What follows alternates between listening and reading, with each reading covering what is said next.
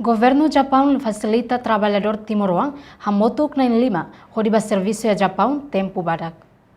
Terça-feira, Loraik e horas tukulima, embaixador Japão Kimura Tetsuya, Hassorumalu, o presidente da República José Ramos Horta, pode atualizar informação com o trabalhador timoruan Sira, nebe maxeba serviço e Japão. Presidente da República contentíssimo embaixador Japão, o equipa, e a Palácio Presidencial Bairo PT Dili, Loron Sanulo Fulan Janeiro, tinan rihun ruaro anulo recintolo. Embaixador Japão ba jornalista hateteng. Objetivo haruka trabalhador sira ba serviço e Japão, laos atuhetan det osang, mebe hetang mos conhecimento no habilidade, tiliu conhecimento com a tecnologia.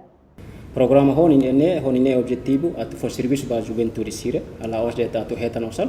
Mas siramos hetan conhecimento, nomos habilidade iha Japão. Niliu conhecimento com a tecnologia ninia.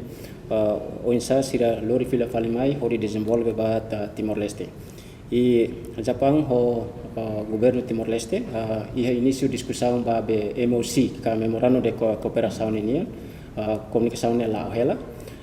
Mas be bahira komunikasi entre governo da Laohela e temos setan visita husi Kochi Prefectorate nen hanya sampai kompanיה sira usira di deh be Japão maka hakara kalau visita mayane sira magi hone fotukne sira visita para hakara halo be programa piloto ida kikuan hakara hari ho número kik e sira se discuti hamutuk tecnicamente ho sefope no how espera kata ka ia tempo basic sirbel he ia acordo ida no mal bene finaliza sai mudar base ba atu haruka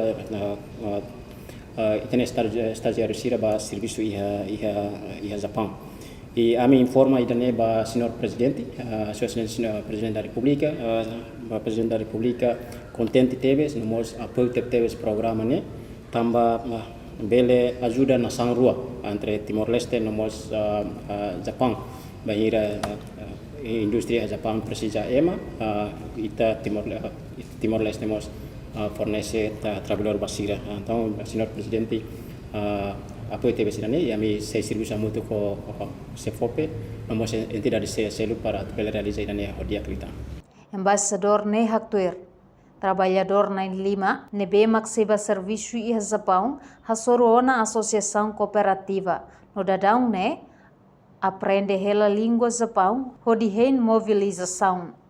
Ba futuro, governo Japão se colabora com o CFOP, onde estabelece curso liang Japão e Timor-Leste. Reportagem Salfiana Kait, Domingas Amaral, Televisão Timor Post.